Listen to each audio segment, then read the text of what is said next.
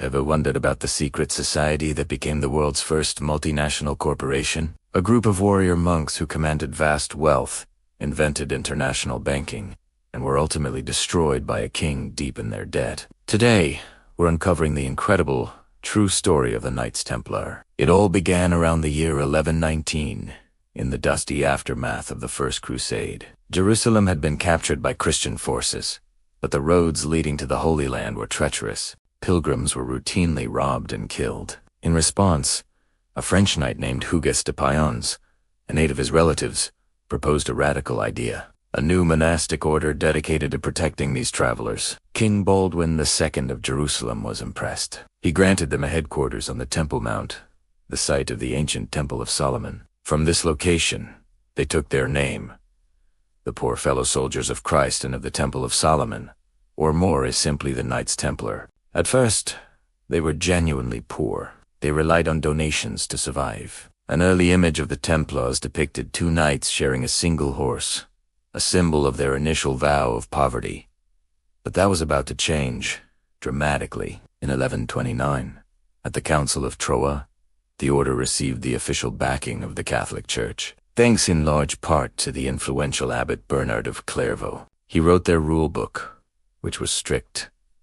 They were monks as well as warriors, bound by vows of poverty, chastity, and obedience. With the Pope's blessing, the Templars became a sensation. Nobles across Europe, eager to contribute to the holy cause without actually going on crusade themselves, began donating land, castles, businesses, and vast sums of money. The Templars, forbidden from owning personal property, funneled everything into the order itself. This is where their story takes a fascinating turn. As their network of properties, known as commanderies, grew across Europe and the Holy Land, the Templars faced a logistical problem. How could a nobleman from London, for example, safely transport his wealth to Jerusalem to fund his pilgrimage or military campaign? Carrying tons of gold and silver across thousands of miles was an open invitation for bandits. The Templars devised an ingenious solution. A pilgrim could deposit his funds at the Templar commandery in London. In return, he would receive a coded letter of credit. Upon arriving in Jerusalem, he could present this letter at the Templar headquarters there and withdraw the equivalent amount in local currency. The Templars had essentially invented a rudimentary form of international banking, complete with wire transfers and travelers' checks.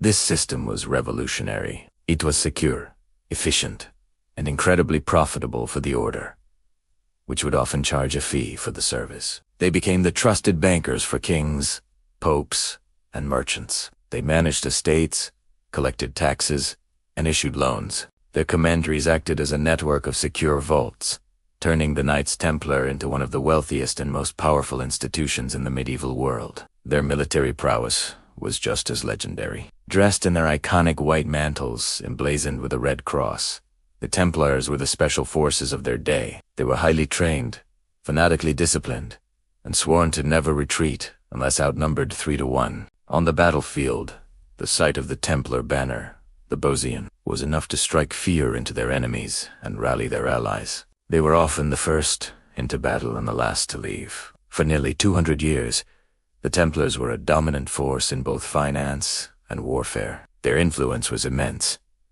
They answered to no one but the Pope himself. But their success bred jealousy and suspicion. Their secrecy, necessary for their banking operations, fueled rumors. People whispered about their secret initiation rites and their immense, hidden treasure. By the end of the 13th century, the crusading era was drawing to a close. With the fall of Acre in 1291, the last Crusader stronghold in the Holy Land, the Templars lost their primary military purpose. They relocated their headquarters to Cyprus and focused more on their European banking operations. But without a holy war to fight, their existence became harder to justify. Enter King Philip IV of France, also known as Philip the Fair.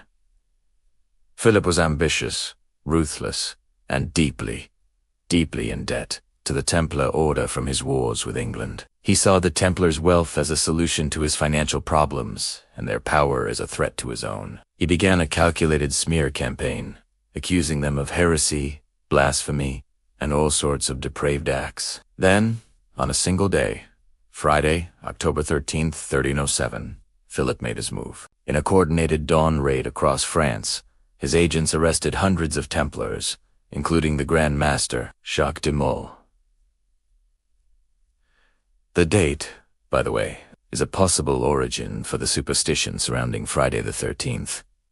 Under horrific torture, many knights confessed to the fabricated charges, spitting on the cross, worshipping idols, and other heresies. These confessions were then used by Philip to pressure Pope Clement V, a Frenchman who was heavily under Philip's influence. Even though many knights later recanted their forced confessions, it was too late. The Pope, despite initial reluctance, buckled under the pressure. In 1312, he officially disbanded the Knights Templar. Their property was ordered to be transferred to their rivals, the Knights Hospital. But Philip managed to seize a significant portion of their assets in France to cover the costs of the trials. He effectively erased his debts and filled his treasury in one fell swoop.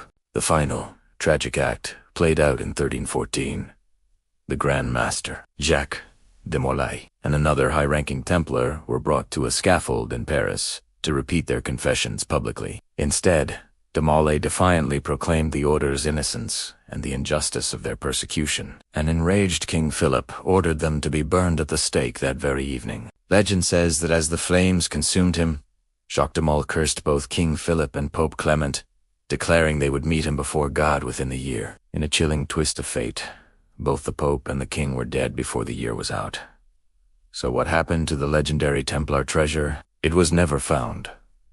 Did they hide it? Did they spirit it away on their fleet of ships, which mysteriously vanished from the port of La Rochelle? Or was their treasure not gold and jewels, but their network of land, farms, and businesses, which was simply absorbed by others? The mystery has fueled centuries of speculation, inspiring countless books, movies, and treasure hunts. The story of the Knights Templar is a stark reminder of how quickly power can fade. They were pioneers of finance, elite warriors, and a global institution, undone by a greedy king and political intrigue. Their legacy lives on, not just in conspiracy theories, but in the very foundations of modern banking. They were a paradox: warrior monks, ascetic bankers, a holy order that became a global corporation, whose rise was as spectacular as its fall was brutal.